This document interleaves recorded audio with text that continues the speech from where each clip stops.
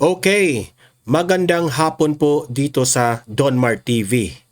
Meron pong nag-leak na information na ito raw si Vice President Inday Sara Duterte at itong si Presidente Bongbong Marcos meron raw naganap na secret meeting sa Japan.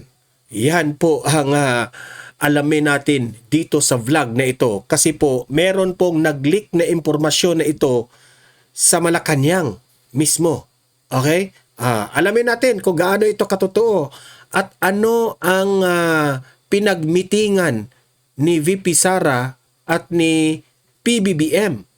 At di umano, ipinalabas pa nila na si Bongbong Marcos raw ay parang sumuko raw dahil hindi na niya tanggap na si VP Sara ay masyado nang minahal ng taong bayan at siya bagsak lang ng bagsak ang kanyang rating. Okay. Yan po ang mainit na talakayan natin ngayong araw, ngayong hapon na ito. Kasi nag-trending ito sa social media. Pero bago ang lahat guys, paki-like muna at saka paki-share itong ating video para kakalat ito sa taong bayan at malaman natin ang katotohanan patungkol po dito sa issue na ito. Okay? Like and share na. At sa mga hindi pa nakasubscribe dito sa Donmar TV, at sa tingin ninyo ay nagugustuhan ninyo ang ating talakayan dito sa Donmar TV ay mag-subscribe na po kayo. Okay? Kasi libre lang po ang mag-subscribe sa YouTube. Walang bayad yan. Updated pa kayo sa ating mga trending na mga balita. Okay? So subscribe na ha. Okay, so bago natin simulan ay mag-shoutout muna tayo ng mabilisan dito sa mga laging nanonood dito sa ating channel dito sa Donmar TV. Marilyn, sabi ni Marilyn, good morning Donmar, God bless you and your vlog. Sana justice will be served. Ayan, Ma'am Marilyn, maraming salamat at good morning sa iyo dyan. Actually, hapon na dito ngayon sa Pilipinas, God bless rin sa inyo at sa inyong pamilya.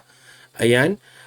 Soon, we will be, yung tinutukoy niya dito si Tatay Digong, makakauwi yan in due time. Okay? Florencia Paharon Soralta. Ayan. Donmar, malakas naman ang boses mo. Ayan, maraming salamat, Ma'am Florencia. Thank you. Ma'am Bell, itong aking kaibigan na si Ma'am Bell, matagal na po ito dito sa Donmar TV. Good morning po.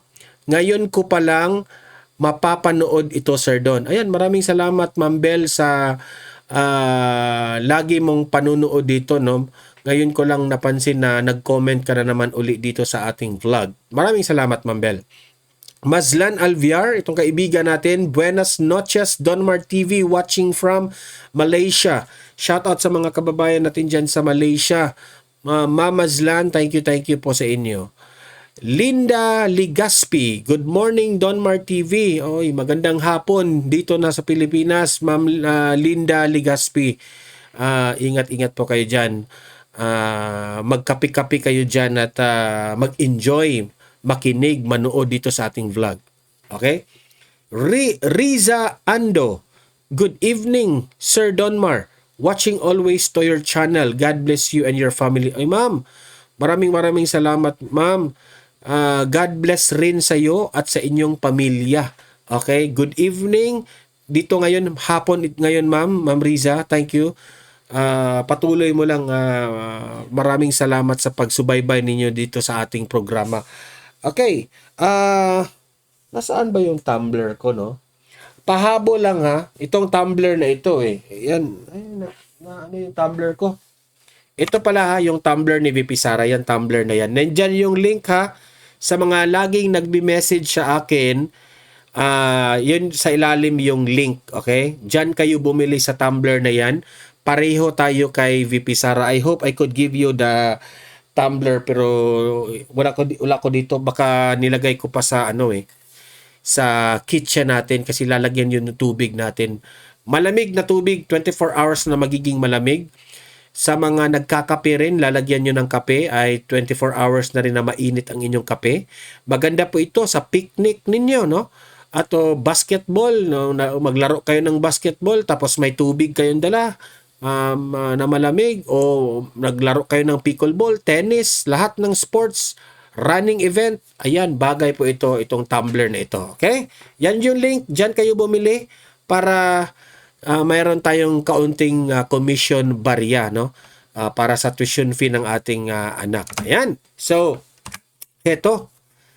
Ang pinakatanong dito, bakit kumakalat itong balita ngayon at issue, nag-leak, di umano, galing sa Malacanang. May mga tauhan dyan na nagli-leak dito sa impormasyon na ito. Gaano ba ito katotoo? Na si Vice President Inday Sara Duterte at si Bongbong Marcos nagkita raw sa Japan, nag-meeting. Tinatawag nila itong secret meeting. At mantakin nyo ha, ang trending na balita na ito ay si VP Sara pa raw ang humingi nitong meeting na ito. Si VP Sara raw ang may gustong makipag-usap kay BBM para sa meeting na ito. Gaano ba ito katotoo? Itong balita na ito. Okay? Ako personally, meron akong video ipapakita sa inyo mamaya. Kasi si Claire Castro, nagsalita na po siya patungkol dito. Okay? Nagsalita na po siya patungkol dito.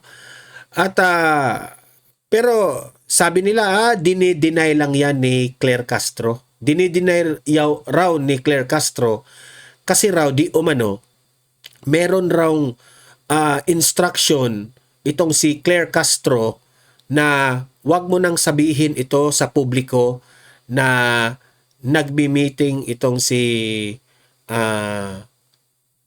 BBM at si Vice President Sara Duterte sa Japan. Sa Japan pa talaga. At ako po'y nalilito. Kasi una, ang Malacanang, nagpalabas po sila ng statement patungkol dito na may travel authority na inapprove na si VP Sara ay talagang pupunta sa Japan. Last week yan nangyari. Pero biglang nagbago ang sinabi sa official statement sa kampo ni VP Sara na hindi na raw matuloy si VP Sara sa Japan. So ang tanong ngayon, sino ang nagsisinungaling? Kasi sabi nila, nagkita na raw sa Japan. Okay, I will give my opinion. Kasi ang palabas nila ngayon, si VP Sara pa ang may gustong makipag-usap kay BBM. Para sa akin, malaking disgrasya at mali yun. Hindi po yun magagawa ni VP Sara. Okay, hindi po yun magagawa ni VP Sara na si VP Sara pa talaga ang magsusulat ng letter sa opisina ng presidenteng Bongbong Marcos para Bongbong, mag-usap tayo. Ano naman kaya ang pag-uusapan nila kung ganun ang sasabihin ni VP Sara? Alam naman natin itong si VP Sara, once ikaw ay parang nadi-discourage na siya sa pag-uugali nitong si BBM, sira ka na sa aking pananaw, hindi kita kailangang kausapin, hindi talaga yan. Once magagalit yan. And at the same time, heto pa, hindi kaya sa sikmura ni VP Sara makipagkita sa isang bangag. Sa akin lang yan That's my opinion. Kasi sabi nila, dinideny ngayon ni Auntie Claire kasi wala pang instruction na dapat ilabas sa publiko na nagkausap na si BBM at si Bongbong Marcos. VP Sara at si BBM. Okay? So, ito, panoorin natin ito Ah, ito yung pautot ng Malacanang ngayon. Kasi tinanong siya dito na gaano yung katotoo? Ito, i-play natin, play. Yusek, over the weekend, may mga umikot pong social media posts saying that VP Sara was supposedly asking for a private meeting with the president. What can you tell us? Imagine that one, ha? Yan ang ipinakalat ng mainstream media. Na si VP Sara po ang gustong makipag-private meeting. Sa Japan pa talaga, ha? About this? Wala po tayo makukumpirma patungkol po dyan dahil wala naman din pong ibinababa sa atin na anumang impormasyon kung meron ngang ganyang kaganapan. So sa ngayon ay wala tayong makukumpirma. Pero wala rin po kayong dinedeny by saying that. So should such a request be made, is the president inclined to grant that request? Hypothetical question. Kasi ang sabi nila ngayon, si BBM raw doon sa Japan, parang sumuko na. Parang ayaw nang makipaglaban ni BBM dito kay VP Sara. At dahil ginagawa raw yan ni BBM para peace na, kasi para raw magka-okay ang mga taong bayan, hindi na mag-away-away ang taong bayan, kasi yan raw ang kailangan ngayon ng bansang Pilipinas, magka-unite ulit si VP Sara at si BBM. Nagpatawa ba kayo? Hindi yan gagawin ni VP Sara. Okay? Hindi po kailangan ni VP Sara para kasi ang pautot nila si VP Sara raw ang humingi ng meeting. So tinitake advantage raw ni BBM. Okay, ito yung pautot nila, ha. Tinitake advantage raw ni BBM na okay, makipag-meeting man itong si VP Sara, makipagkaibigan na lang ako. Ganon raw. Na gagamitin raw ni BBM si VP Sara. Yan ang mga sinasabi ng mga vloggers sa kabila, na gagamitin raw itong si BBM, si VP Sara, kasi malakas yung rating ni VP Sara, unti-unti nang lumalapit si BBM ngayon para makipagkaibigan ulit. And this is, sabi ng kabilang vlogger, this is a good thing kasi magka-unite ulit ang mga taong bayan. Bahala na kung nag-away-away sila noon. Meron naman mga gagong vlogger, ayaw namin dyan kay VP Sara. Lustay. Sara Lustay. In the first place, ang mga DDS rin, hindi yan maniniwala sa ganitong bagay na ito na magkita pa talaga sila. Doon pa talaga sa Japan? Bakit sa Japan? Diba? Sino kayo nagpakalat nito? Pero, ang sabi ng Pangulo, sa una pa lang niyang podcast, kahit sino, sa lahat na maaaring hindi sumasang-ayon sa kanya, siya ay bukas upang makipag-usap para magkaroon ng magandang pagkakaintindihan. Hindi partikular para kay Vice Presidente. Baka kasi magkaroon na naman ng misinterpretation at misunderstanding sa ating mga ginawang... Hindi. Alam mo, Ate Claire, ang pautot nila, ikaw raw, dinideny mo raw. Okay? Yan ang pautok ng mga nag-leak dyan sa Malacanang, ha. Dinideny mo raw. Kasi wala pang instruction ni Mamshi o ni Bangag. Di ko alam. Or, eto na ba yung plan D ninyo? Nasa plan A tapos na, plan B tapos na, plan C tapos na. Makukulong na si Martin. At si Martin, i-reveal na si BBM. Parang ganun. So, plan D na ito. Makipagkaibigan na lang. Ganun. Plan D? Tingnan lang natin. katugunan sa ngayong araw na to. But that was then. Since then and now, things have been said and done. So is that to say that the president remains open to reconciling or working with the vice president? Sa lahat ng kababayan natin. Sa lahat ng... Hindi niya sinabi na kay BP Sara lang. Sabi niya, sa lahat. Sa lahat raw. Ayaw pang aminin ba? Ako sa totoo lang, ako naniniwala ako na si Bongbong Marcos gusto itong makipagkaibigan ulit kay BP Sara. Kasi alam ni BBM na mali siya. Nagkamali siya na pinili niya si Martin Romualdez. Pero wala na, it's too late. Okay? Ayaw na ni VP Sara sa kanya. It's too late already. siguro, sa ngayon, tinitake advantage niya itong issue na ito, gusto niyang makisuyo ulit kay BP Sara. Pero ako, sa sarili kong paniwala, 100%, sure na ako niyan. Kung meron mang pag-usapan si BBM at si BP Sara, makipag-usap siguro yan professionally. Pero kung sasabihin ninyo na makipag-ayos, makipag-kaibigan ulit, thank you. Ayaw na ni BP Sara. Ayaw na ni BP Sara niyan. Okay? Patuloy. Tao ay open ang Pangulo. Open raw si BBM. Yan siguro ang ibinigay na instruction ni BBM sa kanya na sabihin mo lang open ako sa lahat. Hindi lang kay BP Sara. Taas naman ang pride ninyo. Aminin nyo na kailangan nyo si BP Sara kasi kahit saang anggulo, Luzon, Visayas at Mindanao, isinusuka na si BBM at gusto na naman ninyong gamitin si BP Sara. Bo. Di ba? Eto pa ha. Having said that, continuation dito, pinag-usapan rin dito sa kasi nag-leak ito sa Politico Talks, pinag-usapan ito. Okay? Sa Japan. Nag-meeting talaga sa Japan raw talaga. Niwala naman tong bakla na ito. Nag-meeting raw sa Japan si BBM at si BP Sara. Ay nako, ito, panoorin ninyo. Pakinggan natin ha. Dito kahit one-on-one po tayo. Ang tawag doon, Ayun. ang tawag ba doon, double heresy?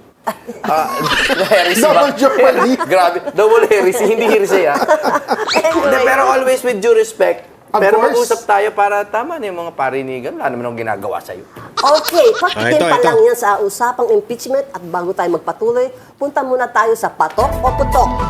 Headline number 1. Headline number 1. BP Sara, trending pero hindi dahil sa impeachment. May tip daw sa Japan, may secret meeting daw sa Malacanang. At may kaso rin daw na siya naman ang magsasampa. Ang hindi pa rin pagharap ni BP Sara sa kanyang impeachment trial, patok o putok. Meeting raw sa Japan. Sino bang nagpalabas nito? Tingnan natin. Attorney Kapunan, anong masasabi mo, madam? Patok Ano o bang putok? makikita yung ito? Apo. Patok is agree, Yeah. putok is disagree. Okay, patok. Hindi pag-attend ni Sara sa impeachment trial. Yeah. At Do you Ang agree? hindi pag-attend ni VP Sara sa impeachment trial, patok or putok? anong yun? Okay, so Yeah, balik putok. tayo. Yes. Okay. Putok. Why po? Kasi sabi niya, innocent siya, di ba? Pag innocent ka, humarap ka. Di ba? Kasi pag innocent ka, hindi mo gagamitin ang social media na korte. Mag-appear ka sa korte and you prove your case. And she's been asking for, di ba, na No, she wants bilisan daw ang impeachment trial, no. Kanya yung matagal yan dahil sa kanya. Kung nag-appear siya, di mas mabilis. You think? Hindi ba Because lalong mahaba? Personally, I think there's a lot of dribbling on the part of the defense counsels, no. Ito namang si Kapunan, ang lakas ng loob, no? Na sabihin niya na si BP Sara magpakita ka doon sa impeachment kasi para mapabilis ang impeachment trial para naman yung mga kasalanan raw ni BP Sara at least doon mapaliwanag ni BP Sara. Ako sabi ko dito, bakit naman kayo yung nag-aakusa kay BP Sara? 'Di ba? At alam ko naman na itong impeachment na ito, Malacanang pa rin ang may utos nito. Kaya mantakin nyo ha, sinampahan ng impeachment complaint si Bongbong Marcos. Sinampahan ng impeachment complaint si VP Sara. Yung kay BBM, hindi umusad. Pero yung kay BP Sara, umusad. Kaya na merong impeachment ngayon. At heto, itong analysis ko, ito ha. Si BBM ngayon, takot na. Alam niyo ba kung bakit takot siya? Kasi yung sinabi ko kahapon sa vlog ko na ang mga world leaders, Amerika, Japan, Singapore, Russia, galit na sa nangyari dyan sa ICC. Hindi man specifically binanggit ng mga world leaders na ito, pero alam nila yan na isa sa mga ikinagalit nila itong nangyari kay Duterte. Ayaw lang nilang banggitin. Kasi po, kung itong mga world leaders na ito, kung magbabanggit sila ng pangalan, magiging political eh. Ibig sabihin, ayaw nilang mangingi alam. Ganyan talaga ang mga world leaders sa ibang bansa ha. Ayaw nilang mangingi alam sa away politika ng ibang bansa. Okay? Kahit nga si Tatay Digong, di ba? Kinunan siya ng opinion dati. Nag-away ang China at Amerika. Sabi niya, wala akong papanigan. Nag-away ang Russia at yung Amerika. Sabi niya, wala akong papanigan. Hindi ako makikialam niyan. Ganyan ang mga matitinong leader, hindi nangingialam. Kaya ito mga world leaders ngayon, hindi rin sila nangingialam sa away ni BBM at ni Duterte.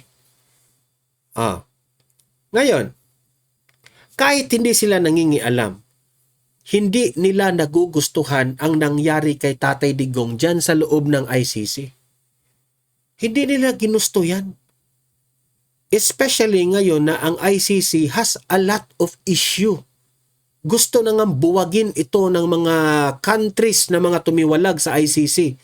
Sa Amerika, ang Amerika ngayon ang nangunguna na lahat ng nagpamiyembro nitong ICC na ito, labas na kayo dyan, tumiwalag na kayo dyan.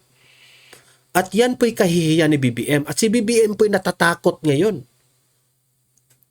Dahil natatakot si BBM ngayon na ang mga world leaders hindi na nagugustuhan ang ginawa ni BBM, ang nangyari, heto ngayon, ang move.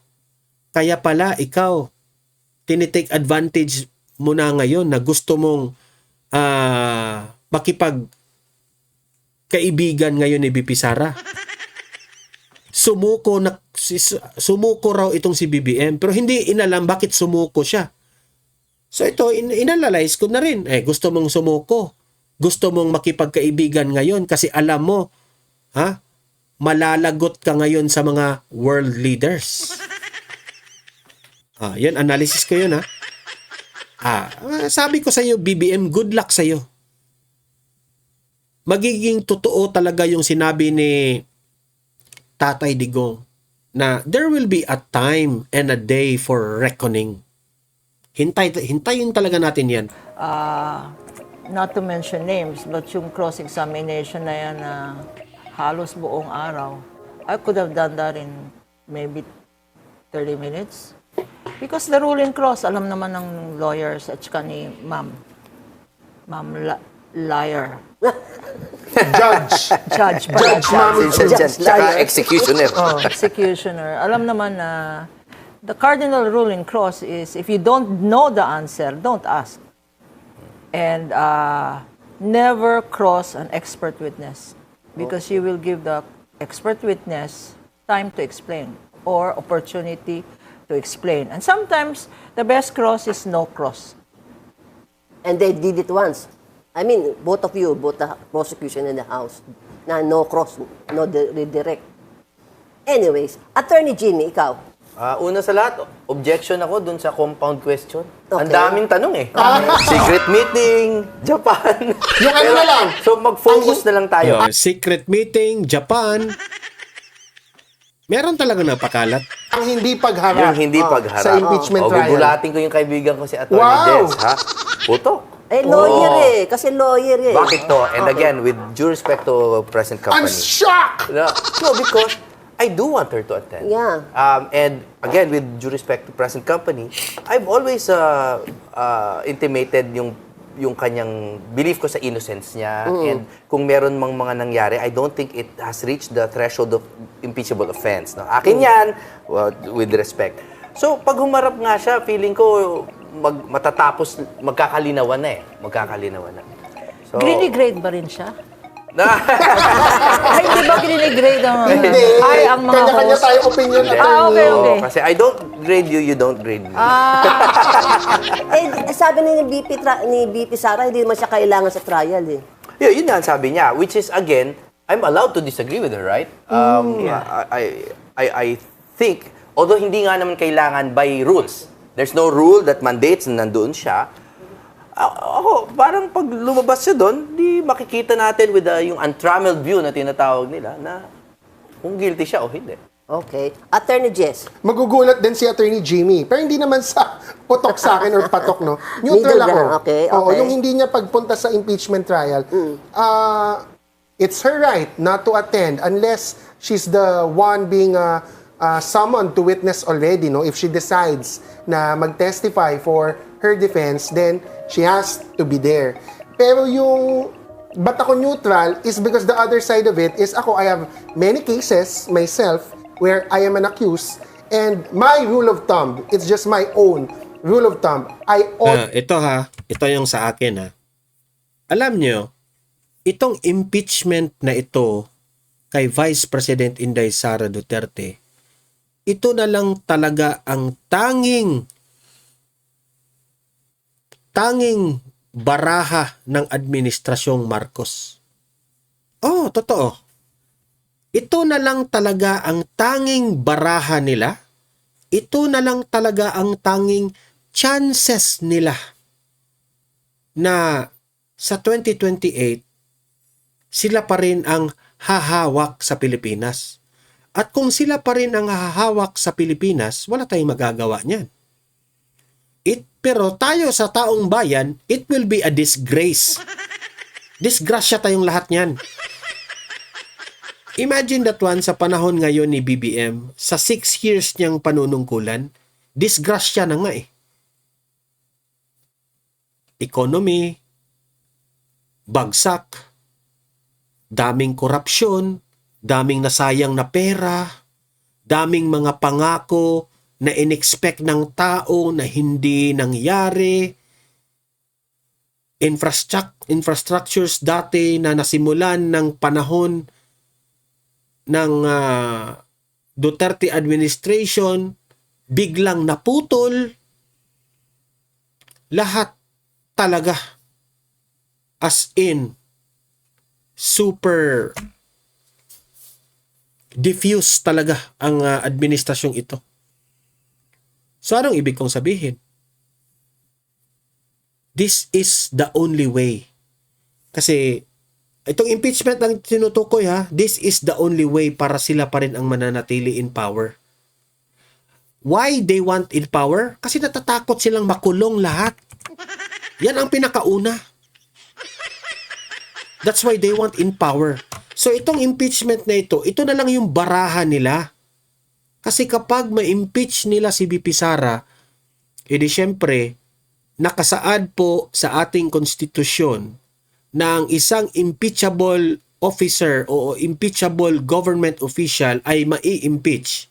Hindi na yan makatakbo sa eleksyon. At kung mangyari yan kay BP Sara, talagang susundin rin yan ni BP Sara because lawyer siya at dapat niyang sundin ang nakasaad sa batas. Okay? Unless kung ang konstitusyon, baguhin natin yung konstitusyon na malabo naman yung mangyari at hindi naman ganyan ang mga ugali ng mga Duterte. So, this is their last card, itong impeachment na ito. Okay? Yung ipinadala nila si Tatay Digong doon sa ICC, isa rin yun sa mga mabigat nilang baraha na natupad nila. Ikinatuwa nila yan. But hindi nila inakala ang impact nito. Kasi akala lang nila local problem lang ito. Dito lang yan sa Pilipinas, itong problema na ito. Ngayon, natuklasan na ngayon ni BBM na pati yung mga world leaders ngayon hindi na nagugustuhan ang kalagayan ngayon ni Duterte. Oh. Lakot ka dito, BBM. Impeachment? Takot si BBM yan. Oh. Takot sila yan. I will tell you. Always attend all my hearings kahit hindi po ako yung witness na nakasalang. Why?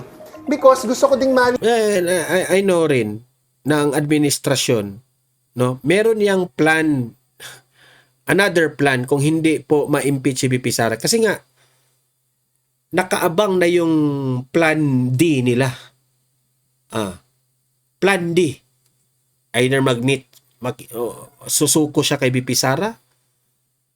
Kasi, alam nila kahit doon sa Senado, tagilid silang ma-impeach si VP Sara. Hindi sila mananalo.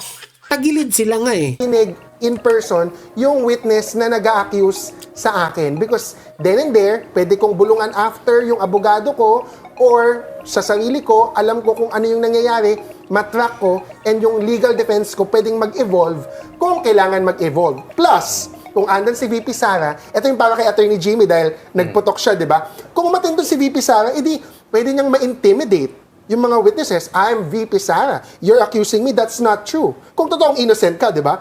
Your presence alone can intimidate the Itong nalalaman nito, binakla lang talagang naalam nito. opposing witnesses. And I, thank you. Okay. Pag-usapan naman natin Japan trip ni BP Sara. Yes. Ito na-mention na ni Attorney Capuna na biyahe siya ng biyahe abroad. Tapos nagalit si BP Sara kay Yusek Claire Castro for announcing na kinancel yung Japan trip, and she cited na security ko na bi-breach niyan dahil sa pagsasabi ng aking mga trips. Di ba pinunamon na nga siya sa mga trips niya instead of attending, panay pa trips niya abroad. Ano po masasabi niyo sa exchange right now ni Yusek Claire and BP Sara? I think they're very interesting to watch, both of them. May konting entertainment value na yun, but we know where they're coming from, no? And first of all, it's her decision whether to appear or not, tama si Attorney Jess. But if I were her, at a time like this, when seryoso ang pinag-uusapan, huwag ka naman mag-travel. Parang it's really disrespectful to the court, no? At saka pinag-uusapan ng funding. Even if it is her personal funds, issue rin yung SALN niya Yes. Di ba? Issue yung, alam naman natin, magkano ang sweldo ng isang vice president, no? Of course, she may be able to explain it by other businesses. That's why SEC records yan, no? But when she says personal funds, traveling on personal funds, then she has to explain saan galing yung personal funds mo. Ganyang kadami ang travel mo. So it also brings up that question. Ano? Pero si Attorney Capunan, being non-public official, kasi ginugugol ko siya kanina, wala siyang SALN. Kasi hindi siya private practitioner kayo, di ba ma'am? Kaya you don't need to file SALN, unlike VP Sara na in public office. Yes, but we need to pay taxes, no? Okay. So that is reflected then. that's documented. ITR over the years. ITR. Ano masasabi mo doon, Attorney Jimmy, sa bangayan ng dalawang... Attorney rin dalawang yun, ha? Parehong attorneys. Pero unlike ni Attorney Capunan, litigator, yung dalawa hindi. Again, hindi ko talaga gusto yung any distraction from the more important issues. Kasi nga, para sa akin, yung pag-travel niya, na obviously karapatan niya, tapos pinakulong niyo yung tatay, bibisitahin niya, gagawin yung issue. Tapos ngayon, tinanggalan niyo ng mga government position, aalis siya on her own dime and on her own time. Gagawan niyo ng issue. There is a seeming obsession sa lahat na lang ng ginagawa ni Sara. Now, I understand it. She's currently under impeachment trial. Pero bakit hindi natin inuusisa yung mga pag-travel ng napakaraming congressman na ninakawan din tayo? Usisahin din natin yung travel ng bawat isa. Hindi po ba? Tatanong ko ka, Attorney Capuna, baka narinig na rin ito yung mga rumors na may meeting, secret meeting daw sa Malacanang. Purportedly, ang subject matter is for DP. Yan talagang secret meeting na yan eh. Sino kayang nag-leak niyan? Ako, hanggang ngayon ha, gusto ko talagang malaman yan mismo kay BP Sara. BP Sara, talaga bang nag-meeting kayo kay BBM? Sa Japan? Sign. Kasalanan ni Jess yan. Before, That's not me. to avoid conviction, magre-resign na lang. Meron ba kayo natutunugan na ganong chismis, ma'am? Wala namang ganong chismis. In fact, That's fair. let us give a presumption of regularity. The President has said na he will not interfere. Yeah. And by his actions, it seems that he's not really interfering. No? Gusto ko lang sabihin na yung issue ng resignation. The resignation, kasi ang impeachment, ang penalty ng impeachment, dalawa yun. Ano? Yes po. Removal from public office tsaka permanent Perpetual. disqualification. So, even if mag-resign ang Vice President, that means she's not a sitting Vice President. Pero matutuloy pa rin ang impeachment because there is that second penalty of permanent disqualification. Yes. So medyo putok yung chismis na yan. May masasabi ka ba sa Tweety Bird mo? Well, I'd just like to clarify that the chismis didn't start from me. Okay. Nag-comment ako dun sa chismis. No, my post is... I'm my sorry. post is kung totoo yung chismis, Okay. ang stance ko din is like yung stance ni Attorney Lorna Capunan, which is assuming may modus vivendi, that's the word na kumakalat, di ba? Okay. Which is a ceasefire or a truce between Malacanang and VP Sara, na mag-resign siya, wag nyo na lang ituloy yung impeachment. Sabi ko, kung totoo yun, I disagree with that. Dapat ituloy kasi ang punishment or penalty ay end. Removal and perpetual disqualification. Kaya kailangan tuloy yung trial. And considering na she consistently tops. Yan rin ang kanyang analysis. Gustong merong deal kay BBM at BP Sara na okay, peace tayo. Tapos ihinto natin itong impeachment na ito. Ihinto natin. Anong kapalit? Anong kapalit? Hindi, para sa akin, ginusto na ni BP Sara. Bloodbath, kung bloodbath, ituloy natin yung impeachment. The survey. Siguro, wag natin ituloy ang impeachment. O sige, wala nang impeachment. Ang kapalit nito ay hindi rin natin iimbestigahan ang flood control. Ganun siguro ang Marcos, di ba? Medyo malayo-layo pa yung second running sa kanya. Pero sinabi rin ni Yusek Claire na may bukas ang Pangulo, ang open ang mind ni PBBM sa dialogue at usapan. Precisely. Na may chance pang mabuong muli ang unity team. Ako lang I've monitored that very closely through the years, no? And kung meron mang conciliation efforts, magsisimula yan sa Marcos side, hindi po kay Sara. Just to be clear, kasi sa observation ko lang, kasi I've seen yung balitaktakan na yung back and forth po nila, no? Si Sara has been always saying na hindi ako makikipag-ayos yan, and it's not in her character. So bakit ngayon siya yung pupunta sa Malacanang? I really don't think there's any But yung truth to statement na yun ng Malacanang means na hindi siya chismis lang. Kasi sila mismo ang nagbibigay buhay doon sa usok ng chismis. Because sabi ni Yusek Claire, they are open to a meeting if ever. Pero hindi naman nila sinabi na reunity. Walang reunity. Doesn't that sound more like a parang foghorn na parang nagpa-out sila ng message na, uy, open kami for... Actually, yan, ako, mas maniniwala pa ako na yan talaga ang plano ng Malacanang. Kasi alam nila, matatalo talaga sila kay BP Sara. The people loves BP Sara and the people hates BBM. So this is a desperate move on the part of BBM. Okay? This is the desperate part. Ano nila yan Anong tawag dyan? Lulunukin nila ang pride nila para lang masalba sila.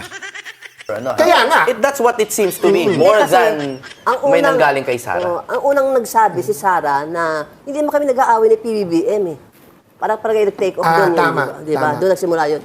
Anyway, what is our headline number 2? So yun lang po ha. Stop natin kasi yun lang naman ang ano natin, yung another headline nila.